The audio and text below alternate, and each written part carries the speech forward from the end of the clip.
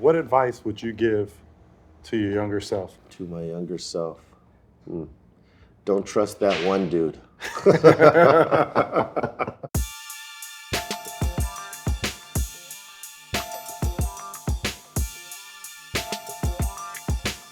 Today, I'm talking to Be Real, a pioneer and founding member of the group Cypress Hill. They've sold over 20 million records with songs like Insane in the Brain and Rock Superstar, and were the first Latino group to go platinum in rap. Now, at age 49, not only is Be Real still touring and recording music, he's also an entrepreneur, media host, and an activist.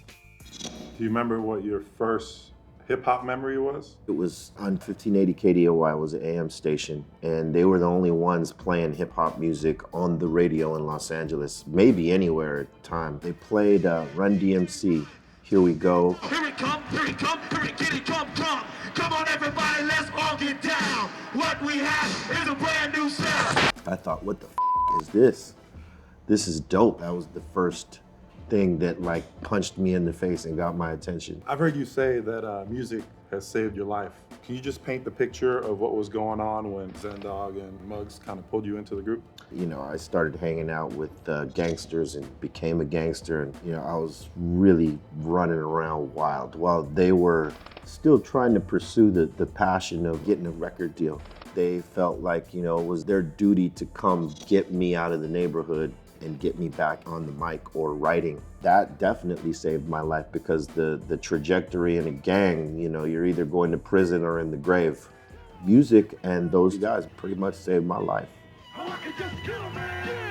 Your lyrics portrayed the violence that was going on around you, but you never glorified that. Why was that important to you? I felt like, you know, we had to come with a message that was making people aware of what was going on, and then the choice you could make to either go right or left. Because I thought, you know, this is nothing to glorify. I mean, I've lost friends, you know, that were close to me due to the gang violence. We already know that possibly our day comes at the end of a barrel with a bullet coming out of it. Whether it's a rival or a police officer, there is a way out. I'm proof of that. You guys kind of became celebrities pretty quickly.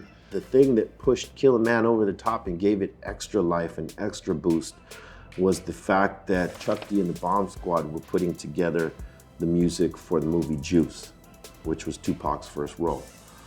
It was bubbling on the mix show play, and then that movie blew that song up out the water, and hello Cypress Hill to everybody at that point. What was the biggest challenge that now you couldn't go anywhere without being recognized? Well, you know, it was surreal, because we went from being able to go to the mall and not be recognized and be incognito, no one gave a shit who we were, to now we went into the malls and we were like the Beatles.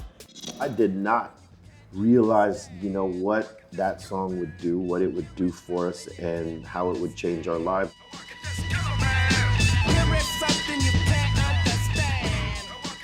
Your voice is one of the most distinctive in music. How did you come to have that voice?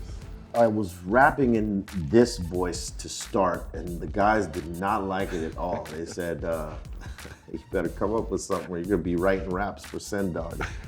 So we were all big fans of this rapper named Ram LZ.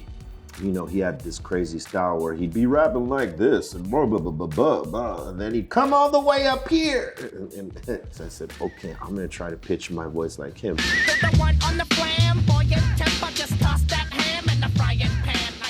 The guys liked it. I didn't think they would like it. I barely liked it. That's how it came about. And it took me some years to get used to actually doing it. I went to an opera singer for lessons on how to breathe and project, you know, without straining my voice and stuff like that. But I got used to it, and I started embracing it, and I learned to like it myself.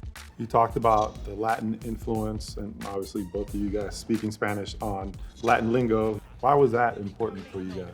Realistically, the lane for Latin rappers was very small at the time, so we just wanted to be known as a hip hop group. So we would just sprinkle our Latin flavor here and there and not overdo it, to not get put in that box, like the Latin rapper box, because if you got put in that box at that time, you weren't going nowhere. That fan base didn't exist. Latins that were Spanish-speaking Latins in this country were only listening to Spanish-speaking music, not bilingual stuff, and especially not any rap shit. that took time. Guys like Kid Frost and Mellow Mayonnaise opened those doors. We went through it and kicked the door open and, you know, made a gaping door for others to come behind. But now labels are like, we definitely know where to market them now. There's definitely a lane for them now. We need to sign them up. You've been pretty consistent, not only with the music, but being an entrepreneur, still finding time to tour, to one of your other endeavors, Be Real TV. Why was it important to you to be an interviewer and have conversations with other people? People know me from Cypress Hill, but you know, some of these young folks don't know what Cypress Hill is. They'll know me from the Smoke Box. Hey, you're a dude from the Smoke Box. Yeah, I have fun doing it. And most of the time, you know, when the guest is open, it's a great conversation and it sometimes is educational. As long as people still want to come and do it and I'm having fun doing it, you know, we're going to continue to keep rolling. Like, where does that hunger come from to not slow down? You're as old as you feel, right? So if one day I get like Danny Glover in Lethal Weapon, I'm getting too old for this shit, then I'll just retire. But you know, for me, as long as I feel good and healthy, I mean, I love doing it. And I think if you love it and you take care of yourself, you can go as long as you want. Hip hop is like any other music and it's ageless. You can do hip hop no matter how old you are. It's about relating to people. Right. You know what I mean? And the older artists have something to teach, and that's relatable. Word. Appreciate you so much for your time. Thank you very much. Brother.